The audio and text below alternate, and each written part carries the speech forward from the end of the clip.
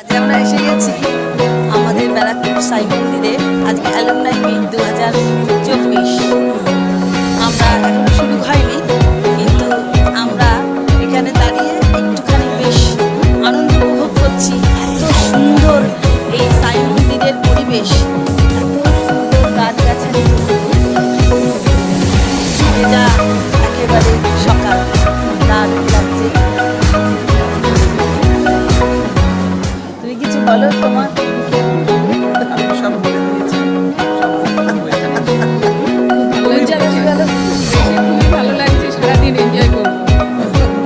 সারাদিন আমরা এনজয় করবো। চতুর্দিকটা আরেকবার দেখাই, একদম সবুজ।